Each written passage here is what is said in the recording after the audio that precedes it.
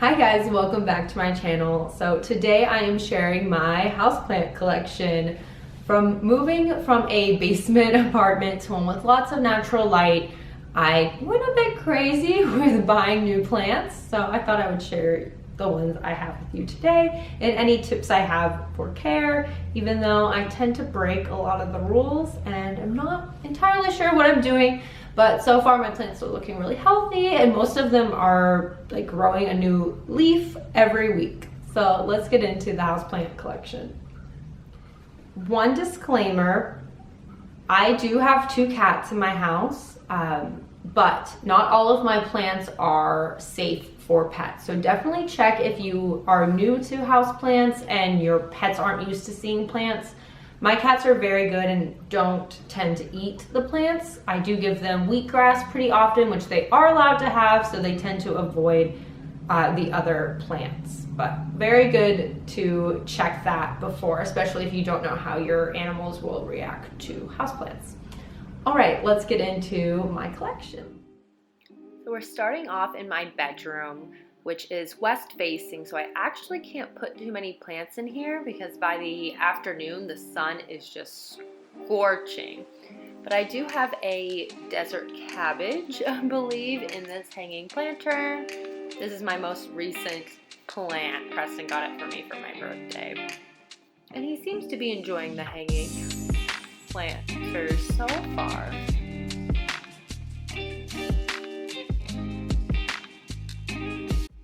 I have this little cactus in this shelf because cacti can also take the heat from this room.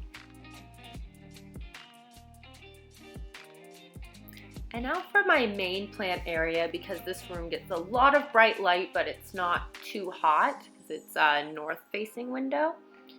First, my biggest plant, my Monstera. Press and I got this for each other. We went halvesies for our anniversary this year because we also moved into the apartment at the same time, and we just love having this really big plant here. And he always seems to be growing new leaves, which is great because when I first got him, he kind of overheated half of them and killed it.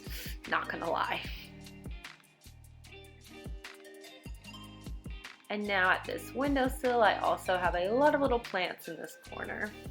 And that fake cactus cat bed as well. So this is my prickly pear cactus, also a newer one.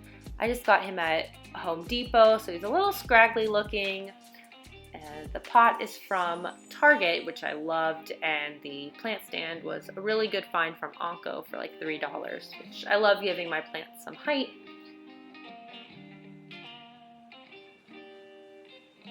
And yeah, so this is Cactus Corner for cat toys and the real cactus.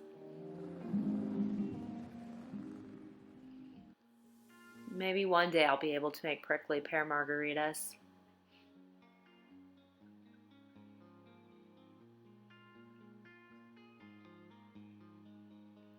I love my little succulent collection on this windowsill. I'll put the name of this succulent in particular here. He just keeps growing taller and taller. I got that little riser at Target recently for $1, so definitely a good find for raising plants and candles and all that. And my string of pearls! I was so happy to find one of these at a garden store, and I'm happy to say he's looking good and growing more pearls. I hear they're very finicky, so I'm hoping he stays happy. I try not to overwater my plants. I think that is definitely key to keeping them healthy.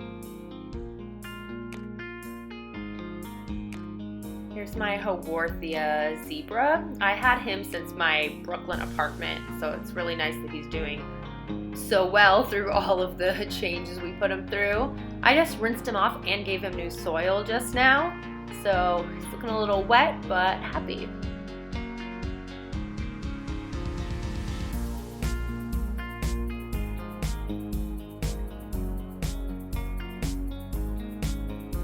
The other side of that windowsill, I have a Pothos N Joy.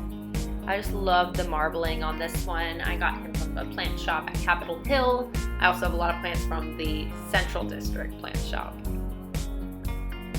Just so pretty pastel greens.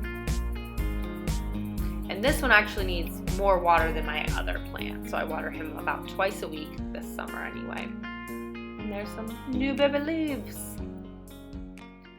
Across from that windowsill is this bookshelf that's in my desk office area where I have a few plants here. It really helps me with my productivity to have some nice plants to look at. So up here I have a Parlor Palm. I got him from Ikea and he's doing great. This pot is definitely breaking plant rules and that there's no drainage holes, so I'm just very careful not to overwater because you don't want root rot in your plants.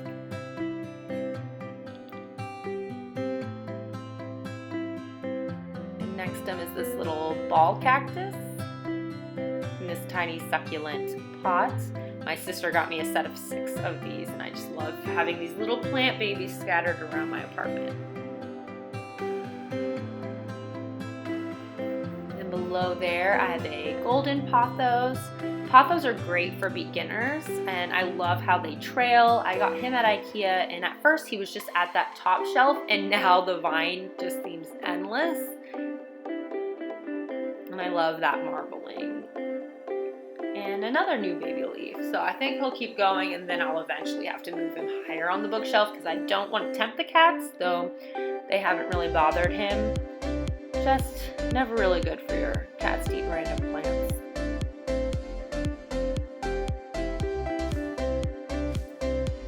And so that's the bookshelf, my desk, and then on the other side I have a Fiddle Leaf Fig, which was always my dream to have. I had one in Brooklyn for like a couple months before it died. It just did not have enough sun. Here I actually have to keep him further away from the window so that he has a lot of bright indirect light. And he seems happy, no new leaves. I got him at Home Depot, so he's not the best, I don't want to say quality, but he just wasn't as cared for, I think, in that life. So he has some brown spots, but he's a pretty big bushy one for a really good price.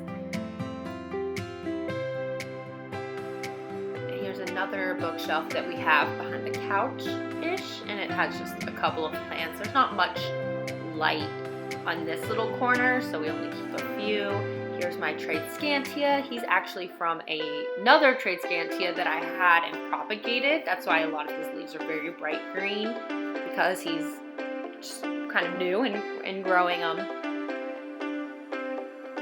And I have a Sansevieria cylindrica. He was bound when I purchased him, so I cut off that cage, and then he started sprouting so many new columns, so many new cylinders, which is fun. Now we are in my kitchen area and I have a bunch of plants on this windowsill as well.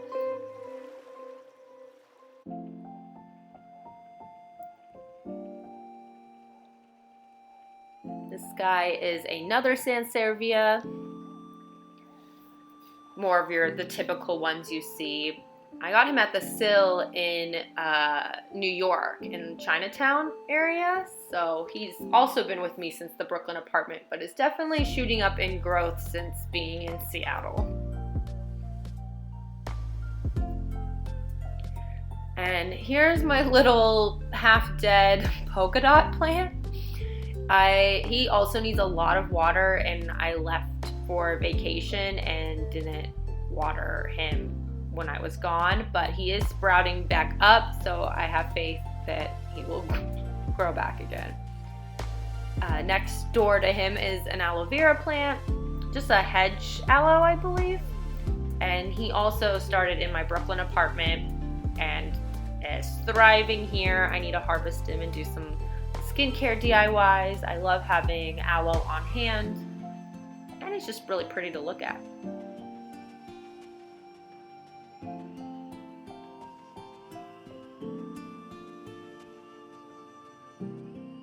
Here's my original Tradescantia. My friend gave me some cuttings before I moved here, and we road tripped with him in water, and now he's growing a ton.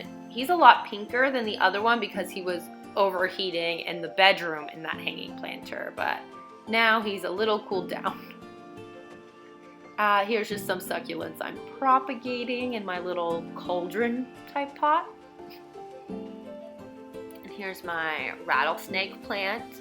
When I first bought him, I didn't realize that they're prayer plants and that they close up at night, and I was freaking out. I'm like, wait, why is my plant closed? So they're really fun and have beautiful patterning.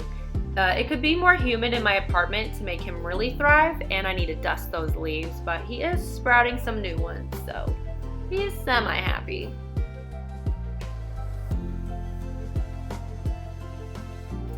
And next to him, I have some more succulents. So I believe that's a Blue Chalkstick and a Echeveria. And they're very common kind of succulents. I think I just got these at the grocery store.